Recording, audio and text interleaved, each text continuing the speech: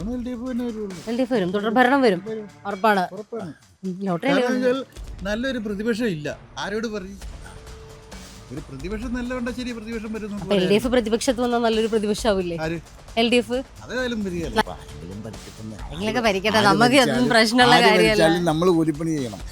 അതെ, ഈ പറഞ്ഞ പോലെ പുള്ളിയുടെ ആ ദാർഢ്യം, ഈ പിണറായി വിജയന്റെ ദാർഢ്യം എനിക്ക് അത്ര ഇഷ്ടമൊന്നുമില്ല.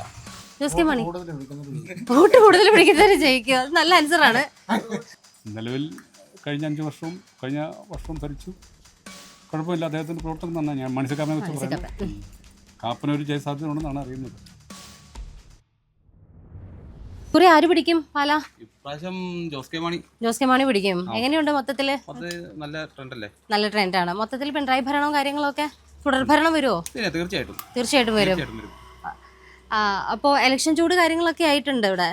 ഇപ്പൊ 3 പേരും അത്യാവശ്യം ശക്തരായിട്ടുള്ള ആൾക്കാർ തന്നെയാണ് നിൽക്കുന്നത്. അപ്പൊ ഒരു നല്ലൊരു ത്രികോണ മത്സരം ഉണ്ടാവാൻ ചാൻസ് ഉണ്ട്. എന്നാലും ജോസ് കെ മാണി തന്നെ പിടിക്കും, ഉറപ്പാണ്. ചേട്ടനോ? ജോസ് കെ മാണി വോട്ട് കൂടുതൽ പിടിക്കുന്നവര് ജയിക്കുക, അത് നല്ല ആൻസറാണ്. ആർക്കായിരിക്കും സാധ്യത കൂടുതൽ? എങ്ങനെയുണ്ട് മൊത്തത്തിൽ ഭരിക്കാൻ പറ്റുന്ന ആളാരാ? എല്ലാരും നല്ല പിടുത്താണ്. ആര് ജയിച്ചാലും നമുക്ക് കുഴപ്പമില്ല. ഇതുപോലെ തന്നെ ഒരു വോട്ട് കൂടുതൽ വയ്ക്കുന്നവർ ജയിക്കും. ആ ഒരു വോട്ട് ആർക്ക് കിട്ടാൻ സാധ്യതയുണ്ട്? പ്രഡിക്ഷൻ കൂടുതൽ നന്നായിട്ട് നിൽക്കുന്നവർ ജയിക്കും. 3 പേരും അടിപൊളിയാന്നാ പറയുന്നത്. 3 പേരും അടിപൊളി, ആരെങ്കിലും ഒരാൾ ജയിക്കും. ആരെയുള്ള ജയിക്കും? ദൈവമേ, ഒരു ആൻസറും ഇല്ല. പറയാൻ പറ്റില്ല ആര് ജയിക്കണം എന്നാണ്. ആര് ജയിച്ചാലും നമുക്ക് ഒരുപോലെയാണ്. മൊത്തത്തിൽ എങ്ങനെയുണ്ട് ഒരു 10 വർഷത്തെ ഭരണം കാര്യങ്ങളൊക്കെ എങ്ങനെയുണ്ട്? എല്ലാം ഒരുപോലെ പോകുന്നു. ഇനി തന്നെ മതിയോ? ആരെങ്കിലും മാറ്റം വല്ലതും വേണോന്ന്? നമുക്ക് രാഷ്ട്രീയമായിട്ട് ബന്ധമില്ല. നമ്മള് വോട്ടുള്ള പൗരനാണ്, നമ്മളാ തെരഞ്ഞെടുക്കേണ്ടത്. വോട്ട് നമുക്ക് ആർക്കെങ്കിലും ഒരാൾ കൊണ്ട് ചെയ്യുന്നു. നമുക്ക് വേണ്ടി ഭരിക്കാൻ ഒരാളെ നമ്മൾ തെരഞ്ഞെടുക്കണതല്ലേ. അപ്പൊ ആര് നമുക്ക് വേണ്ടി ഭരിക്കണം? ആരെങ്കിലൊക്കെ ഭരിക്കട്ടെ, നമുക്ക് ഒന്നും പ്രശ്നമുള്ള കാര്യമല്ല. നമ്മൾ കൂലിപ്പണി ചെയ്യണം. അതെ. അമ്മ നമസ്കാരം. എങ്ങനെയുണ്ട് ഇലക്ഷനൊക്കെ? ആര് ജയിക്കും ഇവിടെ? മാണി സി കാപ്പൻ ഉറപ്പാണ്. ആളടിപൊളിയാ? ആഹാ. അപ്പൊ മൊത്തത്തിൽ എങ്ങനെയുണ്ട് പിണറായി ഭരണമൊക്കെ എങ്ങനെയുണ്ട്? ഇനി വരുമോ അവര്? വലിയ ഗുണമൊന്നുമില്ല. അപ്പൊ മാണി പിടിക്കട്ടെ ഇപ്രാവശ്യം അല്ലേ? മാണിക്കൊപ്പാണ് 100%. ആയിക്കോട്ടെ, ശരി. ആര് ജയിക്കും? അവിടൊക്കെ ചോദിച്ചു കഴിഞ്ഞു. ആര് ജയിക്കും നമുക്കറിയില്ല. വോട്ട് കൂടുതൽ കിട്ടുന്നവര് ജയിക്കും. ഇവർക്ക് നിങ്ങളെല്ലാരും ഒറ്റ ടീമാണല്ലോ. പാലക്കാര് മൊത്തം ഒറ്റ ടീമാ. ആർക്കും ആര് ജയിച്ചാലും കുഴപ്പമില്ല, എല്ലാവർക്കും ഒരേ ടീം പാല. ചേട്ടാ എങ്ങനെയുണ്ട്? ആര് പിടിക്കും? ഇതുപോലെ ടീം പാലയാണ്. ഈ പറഞ്ഞ പോലെ ഞങ്ങളുടെ ഉദ്ദേശം ഷോൺ ജയിക്കും എന്നുള്ളതാണ്. ആരെങ്കിലും മാറ്റം വരട്ടെ അല്ലേ? മൊത്തത്തിൽ എങ്ങനെയുണ്ട് 10 വർഷത്തെ ഭരണമൊക്കെ? അപ്പൊ പിന്നെ മാറ്റം വേണം. നമ്മൾ വിശ്വസിക്കുന്നു. മാറ്റം വേണമെന്ന് എല്ലാരും ബുദ്ധിപരമായിട്ട് ചിന്തിച്ചാൽ നല്ലൊരു മാറ്റം ഉണ്ടാവട്ടെ. ശരി. എങ്ങനെയുണ്ട് ഇവിടെ? ഇവിടെയുള്ള ആളല്ല. മൊത്തത്തിൽ എങ്ങനെയുണ്ട്? മൊത്തത്തിൽ പിണറായി തുടർഭരണം വരുമോ? വരൂല. എന്ന് പറയാൻ പറ്റൂല.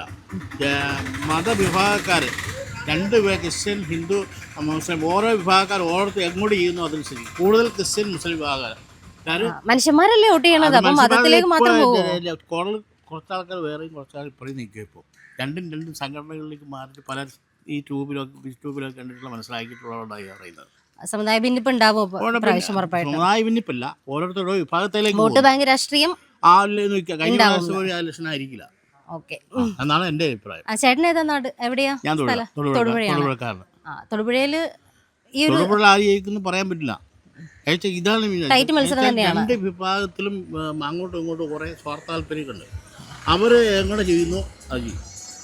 സമുദായമായിരിക്കും ഇപ്പൊ പ്രാവശ്യം വോട്ട് ബാങ്കിൽ നിശ്ചയിക്കുക. ഈ പ്രാവശ്യം സമുദായത്തിലുണ്ട് എന്നിട്ട് മറ്റ് വിഷയങ്ങളൊന്നും ഇല്ല കേട്ടോ. മറ്റു വിഷയങ്ങളില്ല. ഈ ചിലരോട് ഓരോ താല്പര്യം വന്ന് ചെറിയ ന്യൂനതകൾ വെച്ച് അങ്ങോട്ട് ചെയ്യുന്നു, അത്രേ ഉള്ളൂ. ചേട്ടാ തഴേക്ക് നോക്കി വെക്ക. ആര് പിടിക്കും? LDF വരും, തുടർ ഭരണം വരും, ഉറപ്പാണ്. നല്ലൊരു പ്രതിപക്ഷം ഇല്ല. ആരോട് പറയും? ഒരു പ്രതിപക്ഷം നല്ലതുകൊണ്ടാ ശരി പ്രതിപക്ഷം അപ്പൊ വരുന്നു. LDF പ്രതിപക്ഷത്ത് വന്നാൽ നല്ലൊരു പ്രതിപക്ഷമാവില്ലേ? ആര് LDF അതേതായാലും വരികയല്ലേ. നല്ല പ്രതിപക്ഷമാണ് ചേട്ടൻ ആഗ്രഹമെങ്കിൽ. അല്ല പ്രതിപക്ഷം വരണമെന്നല്ലേ നിങ്ങൾ ഉദ്ദേശിച്ചത്? ഇല്ല, ഞങ്ങൾക്ക് അങ്ങനെ ഉദ്ദേശങ്ങളൊന്നുമില്ല. ആര് വരും എന്നുള്ളതേ ഉള്ളൂ. ക്രൈം എന്താണേലും നിങ്ങൾ ആ ഉദ്ദേശത്തോടെ ഇറങ്ങുള്ളൂ. അതുകൊണ്ടാണ് ഞാൻ പറഞ്ഞത് എന്നാണേലും ഇത്തോടെ LDF വരുള്ളൂ. ഓക്കെ ആയിക്കോട്ടെ. എങ്ങനെയുണ്ട് ഇലക്ഷൻ ചൂടൊക്കെ? ഇലക്ഷൻ നന്നായിട്ട് പോകുന്നു, കുഴപ്പമില്ല. ആര് പിടിക്കും ഇവിടെ? ആര് പിടിക്കുമെന്ന് പറഞ്ഞാൽ പരമ്പരാഗതമായിട്ടൊരു UDF മണ്ഡലമാണല്ലോ. നിലവിൽ കഴിഞ്ഞ 5 വർഷവും ഭരിച്ചു. കുഴപ്പമില്ല, അദ്ദേഹത്തിൻ്റെ പ്രവർത്തനം നന്നായി. ഞാൻ മണിസക്കാരനെ വെച്ച് പറയുന്നത് കാപ്പനൊരു ജയസാധ്യത ഉണ്ടെന്നാണ് അറിയുന്നത്. ഉറപ്പായിട്ടും ജനങ്ങൾക്കിടയിലേക്ക് ഇറങ്ങി പ്രവർത്തിക്കുന്ന ഒരാളാണ്. കേരളത്തിലെ രാഷ്ട്രീയ അന്തരീക്ഷം അങ്ങനെയാണല്ലോ. ജനങ്ങളൊരു 10 വർഷം കൊണ്ട് വലഞ്ഞു എല്ലാ നിലയിലും. ജനങ്ങളുടെ സാമ്പത്തികമായും അല്ലാത്ത നിലയിലെല്ലാം. രാഷ്ട്രീയപരമായിട്ട് പിന്നെ പ്രത്യേകം പറയേണ്ട കാര്യമില്ല. മനുഷ്യപരമായിട്ട് നോക്കുമ്പോൾ ഉറപ്പായിട്ടും. അതെ. പിന്നെ നമ്മുടെ മുതിർന്ന നേതാക്കൾ എന്ന് പറയുന്നവരൊക്കെ അവിടെ വാക്കുകളും സംഭാഷണമൊക്കെ വളരെ മോശമായിട്ടുണ്ട്. അത് സാധാരണ ജനങ്ങൾ അത് കാണുകയും കേൾക്കുകയും ചെയ്യുന്നതല്ല. വിലയിരുത്തും, ജനങ്ങൾ വിലയിരുത്തും. അതെ, വീട്ടിൽ പോയി ചോദിക്കാൻ പറഞ്ഞവരോട് വോട്ട് ചോദിച്ചു വരുമ്പോഴും നമ്മൾ തിരിച്ചങ്ങനെ തന്നെ പറയും. അദ്ദേഹം എങ്ങനെയാ വളർന്നു വന്നതെന്നും കൂടെ ചിന്തിക്കണം. ഉറപ്പായിട്ടും തെറ്റ എന്ന് പറഞ്ഞ വാക്ക് അതൊരു അൺപാർലമെന്റ് വാക്കായ അല്ല. അത് ശരിക്കും തെറ്റാന്ന് പറയുന്നത് ഏറ്റവും അടിസ്ഥാനപരമായി താഴെയുള്ള ആളുകൾ ജീവിച്ചു വളർന്ന സാഹചര്യമാണ്. അതവർക്ക് തെറ്റാണ്. അതവർക്ക് സാധാരണക്കാർക്ക് അത് അവരുടെ കൊട്ടാരമാണ്. സാധാരണക്കാരന്റെ പാർട്ടിക്കാരൻ ഒരിക്കലും അത് പറയാൻ പാടില്ലായിരുന്നു. അധിക്ഷേപിക്കുക എന്ന് പറയുന്നത് കേരളത്തോട്, സാധാരണ ജനത്തോട് കേരളത്തോട് ചെയ്യുന്ന വലിയൊരു പാതകമാണത്. അതിനൊക്കെ ജനം ഈ തെരഞ്ഞെടുപ്പിൽ തീർച്ചയായിട്ടും മറുപടി പറയും. അപ്പോൾ മാണിസിക്കാപ്പന് തന്നെയാണ് ഇവിടെ തീർച്ചയായിട്ടും ഭൂരിപക്ഷം അല്പം കുറഞ്ഞാലും ജയിക്കും. അദ്ദേഹം എപ്പോഴും ഗ്രൗണ്ട് ലെവലിൽ ആളുകൾക്കൊപ്പം നിൽക്കുന്ന ഒരു നേതാവ് എന്നൊരു പേരുണ്ട് അദ്ദേഹത്തിന്. തീർച്ചയായിട്ടും തന്നെ അദ്ദേഹം ഒറിജിനൽ പാലക്കാരനാണ്. അതെ, പാലയുടെ പൾസ് അറിയാവുന്ന ആളാണ്. തീർച്ചയായിട്ടും പാലായിൽ തന്നെ ജനിച്ചു വളർന്ന പാരമ്പര്യമുള്ള പാലക്കാരൻ. തീർച്ചയായിട്ടും അദ്ദേഹം തന്നെയാണ് പാലക്കാട് മനസ്സിൽ അദ്ദേഹമാണ് ഇപ്പോഴും ഉള്ളത്. പിന്നെ ഇപ്പോഴത്തെ ഒരു ട്രെൻഡ് അനുസരിച്ച് ഷോൺ ജോർജും മറ്റും കടന്നു വന്നത് ആ ഒരു ഇതനുസരിച്ച് ഒരല്പം ഭൂരിപക്ഷം കുറയാൻ സാധ്യതയുണ്ട്. പക്ഷെ ചിന്തിക്കുന്ന ചെറുപ്പക്കാർ ചിന്തിക്കുന്നവരുണ്ട്. പ്രാവശ്യം കേരളത്തെ വിലയിരുത്തുന്ന മിക്കവാറും എൻ്റെ അഭിപ്രായത്തിൽ ചിന്തിക്കുന്ന ചെറുപ്പക്കാരായിരിക്കും. യൗവനങ്ങളുടെ ഒരു തെരഞ്ഞെടുപ്പായിട്ട് ഇത് മാറാൻ സാധ്യത. അങ്ങനെ വരികയാണെങ്കിൽ തുടർഭരണം ഒരു മാറ്റം സംഭവിക്കുകയാണ് എന്നുണ്ടെങ്കിൽ കിട്ടാൻ സാധ്യതയില്ല. തുടർഭരണം മാറി ഒരു മാറ്റം സംഭവിക്കണം എന്നുള്ള ആഗ്രഹം നടക്കുകയാണെന്നുണ്ടെങ്കിൽ മാണിസിക്കാപ്പന്റെ വിജയം UDF ഒരു മുതൽക്കൂട്ട് തന്നെയാവും. തീർച്ചയായിട്ടും മന്ത്രിസഭയിലേക്ക് അദ്ദേഹം മന്ത്രിസഭ UDF മന്ത്രിസഭയാണ്. തീർച്ചയായിട്ടും അദ്ദേഹം ഇവിടെ മന്ത്രിയുമായിരിക്കും. മന്ത്രിയാണെങ്കിൽ പാലക്കാർക്ക് അത് ഭയങ്കര വലിയൊരു അച്ചീവ്മെന്റ് തന്നെയാണ്. പാലയെ സംബന്ധിച്ച് നോക്കുകയാണെങ്കിൽ പാലയെ മുടങ്ങിക്കിടക്കുന്ന ഒത്തിരി പ്രവർത്തനങ്ങളുണ്ട്. അത് ഇദ്ദേഹത്തിന്റെ കാരണം കൊണ്ടല്ല, അത് വിശദമായിട്ട് നമ്മൾ വിശകലനം ചെയ്താൽ മനസ്സിലാകും. പല കാരണങ്ങളും മുടങ്ങിപ്പോയത് മറ്റു പല കാരണങ്ങളുണ്ട്. ഏറ്റവും ഉദാഹരണമായിട്ട് നമ്മുടെ പാലായിലെ പാലായിൽ നിന്ന് കൊട്ടാരമറ്റത്തോട് ബന്ധിക്കുന്ന ഒരു ബ്രിഡ്ജുണ്ട്. അത് ചുമ്മാ കാട് പിടിച്ച് കിടക്കുകയാണ്. ചെറിയ നിസ്സാര കാര്യത്തിന് അത് മാറിയിരിക്കുകയാണ്. നിസ്സാര കാര്യമേ ഉള്ളൂ. അതിനൊക്കെ ഒരു മാറ്റം വരുത്തണം. അപ്പോൾ ജനപ്രതിനിധിയായിട്ട് അദ്ദേഹം വരികയും UDF തന്നെ ഭരണം കിട്ടുകയും കൂടി ചെയ്യുമ്പോൾ കൂടുതൽ നമുക്ക് ഗുണകരമായിട്ട് ഭവിക്കും. അപ്പോൾ ഉറപ്പായിട്ടും അങ്ങനെ ഒരു മാറ്റം ഉണ്ടാവട്ടെ. ഉറപ്പായിട്ടും. എന്താണ് മാണിസിക്കാപ്പൻ തന്നെയാണ് ഉറപ്പായിട്ടും. മൊത്തത്തിൽ എങ്ങനെയുണ്ട് നമ്മുടെ ഒരു 10 വർഷക്കാലത്തെ പിണറായി ഭരണമൊക്കെ? അതിപ്പം പ്രത്യേകിച്ചൊന്നും പറയാനില്ല. ഇദ്ദേഹം എല്ലാവരും പറഞ്ഞു. എങ്ങനെയുണ്ട്, ജീവിക്കാൻ പറ്റുന്നുണ്ടോ? ഉപ്പ് തൊട്ട് കർപ്പൂരം വരെ എന്ന് പറയുന്നത് സാധാരണ ജനങ്ങളെ ബാധിക്കുന്ന എല്ലാ കാര്യത്തിലും വിലക്കയറ്റം ഉണ്ടായി. നമുക്കൊരു 500 രൂപ ഉണ്ടായിരുന്ന ഒരു കെട്ടിട നിർമ്മാണത്തിന് പെർമിറ്റിന് അത് 15,000 രൂപ മാറ്റി. അതുപോലെ ചെറുത് വൈദ്യുതി ചാർജ് എന്ന് പറയുന്നത് UDF കാലത്ത് 4 രൂപ ചില്ലറ ഒരു യൂണിറ്റ് ഉണ്ടായിരുന്നത് ആ 25 വർഷത്തെ കരാർ ചെയ്ത് അത് റദ്ദാക്കിക്കൊണ്ട് 8 രൂപ ചില്ലറയിലേക്ക് ഒരു പുതിയ കരാർ കൊണ്ടുവന്നു. എന്നിട്ടത് ഇവിടെ അവർ എപ്പോഴും പറയുന്നൊരു കാര്യമുണ്ട്, ഇവിടെ പവർ കട്ടില്ലല്ലോ എന്ന്. എന്തുകൊണ്ടാണ് പവർ കട്ടില്ല? അപ്പം അതിൽ ഇരട്ടി വില കൊടുത്തിട്ടാണ് നമ്മളിന്നും പവർ വാങ്ങിക്കുന്നത്. അപ്പം അതാർക്കാ നഷ്ടം? ജനങ്ങളെ കൊട്ടന്മാരാക്കിക്കൊണ്ടിരിക്കുകയാണ്. ജനങ്ങളുടെ പൈസ. അതെ, ഇവിടെ തന്നെ വരുമ്പോൾ നമുക്ക് അവിടെ അടുത്തൊരു അച്ഛൻ്റെ കടയിൽ തന്നെ അദ്ദേഹം പറഞ്ഞു 2 തവണയൊക്കെ ഒരേ ബില്ല് തന്നെ അദ്ദേഹത്തിന് റിപ്പീറ്റഡ്ലി വരുന്നതും കാര്യങ്ങളൊക്കെ അദ്ദേഹം കാണിച്ചു തന്നു. വൈദ്യുതി മാത്രമല്ല എല്ലാ മേഖലയിലും വിലക്കയറ്റം ഉണ്ടായിരുന്നു. എല്ലാ രീതിയിലും മൊത്തത്തിൽ ആളുകൾ പെട്ടിരിക്കുകയാണ്. അതെ, ജനങ്ങളൊരു പൊതുവായ എല്ലാ സമൂഹത്തിലുള്ള എല്ലാ ജനങ്ങളും ഒരു പൊതുമാറ്റം ആഗ്രഹിക്കുന്നു. ഇവിടെ മൊത്തത്തിൽ എങ്ങനെ ഹോസ്പിറ്റൽ സൗകര്യങ്ങളൊക്കെ? ഇവിടെ പ്രധാനമായിട്ട് പാലയെ ആഗ്രഹിക്കും. പാല ഗവൺമെൻറ് ഹോസ്പിറ്റലുണ്ട്. പാലാ ഗവൺമെൻറ് നമുക്ക് പറയാമല്ലോ, മാണി സാറിൻ്റെ പേരിലാണ് ഇന്നത്. നല്ല നിലയിൽ പോകുന്ന ഒരു താലൂക്ക് ഹോസ്പിറ്റലാണ്. ഏതാണ്ട് 52 ഡോക്ടർമാരുണ്ട്, മറ്റെല്ലാ സൗകര്യങ്ങളുണ്ട്. ഉറപ്പായിട്ടും. അപ്പൊ പാലയിലെ ജനങ്ങള് ബുദ്ധിപൂർവ്വം തന്നെ ചിന്തിക്കട്ടെ. തീർച്ചയായിട്ടും പാലങ്ങൾ പണ്ട് ഒരു ബുദ്ധിപൂർവ്വം ചിന്തിച്ചിട്ടുണ്ട്. ഉറപ്പായിട്ടും. Thank you sir, thank you. അച്ഛാ നമസ്കാരം. എങ്ങനെയുണ്ട് ഇവിടുത്തെ ഇലക്ഷൻ പ്രചരണമൊക്കെ? ആര് പിടിക്കും ഇക്കുറി? കുറി ആര് പിടിക്കുമെന്ന് ചോദിച്ചു കഴിഞ്ഞു കഴിഞ്ഞാൽ നല്ല ഭരണം കാഴ്ച വെക്കുന്നവരാരാണെങ്കിൽ അവർ പിടിക്കും, അത്രയേ ഉള്ളൂ. അല്ലേ വെച്ചിട്ടുള്ളവർ ഇപ്പോഴത്തെ മൊത്തം ഒരു ഭരണത്തെ വിലയിരുത്തിക്കൊണ്ടാണോ പറയുന്നത്?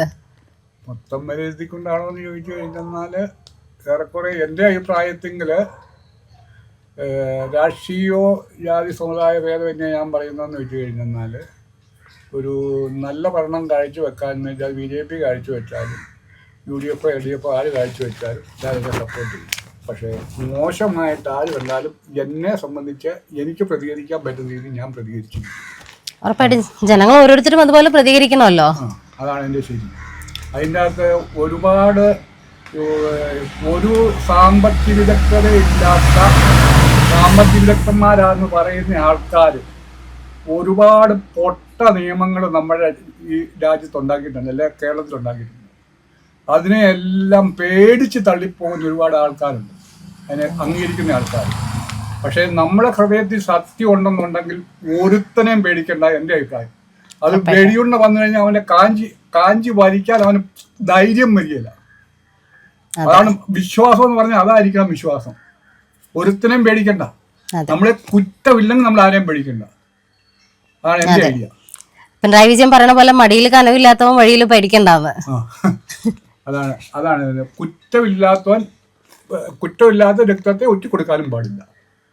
പക്ഷെ ഇപ്പൊ ഭരിക്കുന്നവർക്ക് മടിയിൽ കനയില്ലാന്ന് തോന്നുന്നുണ്ടോ? ഭരിക്കുന്നവരുടെ എന്ന് വെച്ച് കഴിഞ്ഞാൽ ഞാൻ പറഞ്ഞില്ല, എനിക്ക് പ്രത്യേക രാഷ്ട്രീയമില്ല. നല്ലത് കാണിച്ചാൽ ആര് നല്ലതാന്ന് പറഞ്ഞാൽ നല്ല കാണിക്കും. പിന്നെ വേറൊരു കാരണമെന്ന് പറഞ്ഞു കഴിഞ്ഞാൽ നന്മ ചെയ്താൽ അതിനെ ഞാൻ സ്വീകരിക്കും, തിന്മ ചെയ്താൽ ഞാൻ അതിനെ പ്രതികരിക്കും. എന്നെ വ്യക്തിപരമായിട്ട് ഞാൻ പറഞ്ഞു കഴിഞ്ഞാൽ എൻ്റെ കുറ്റങ്ങൾ എന്നോട് പറഞ്ഞ് ബോധ്യപ്പെട്ടിട്ട് ഞാൻ അത് ഞാൻ തിരുത്തും. പക്ഷേ വേറെ ഏതപ്പനാന്ന് പറഞ്ഞു കഴിഞ്ഞാൽ ഒരു കുറ്റമാണെന്ന് തോന്നിക്കഴിഞ്ഞാൽ ഞാൻ അതിനെ 100% പ്രതികരിക്കും. കുറ്റം ചെയ്യുന്ന കുറ്റവാളികളെക്കാളും വലിയ കുറ്റക്കാരാണ് കുറ്റം കണ്ടിട്ട് തിരിച്ചു കൊടുക്കുന്നത്. ഇപ്പോഴത്തെ സർക്കാർ കുറ്റം തിരുത്തുന്നുണ്ടോ?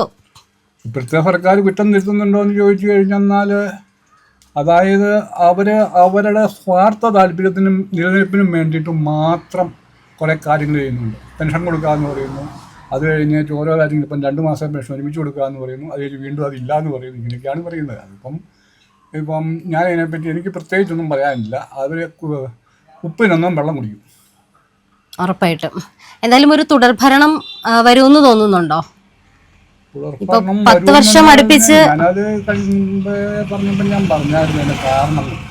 അങ്ങനെ രണ്ടാമത് വന്നതിൻ്റെ കാര്യം പറയണമെന്ന് പറഞ്ഞു കഴിഞ്ഞാൽ, എനിക്കൊന്നും ഈ പറഞ്ഞ പോലെ പുള്ളിയുടെ ആ ദാർഢ്യം, ഈ പിണറായി വിജയൻ്റെ ദാർഢ്യം എനിക്കത്ര ഇഷ്ടമൊന്നുമില്ല.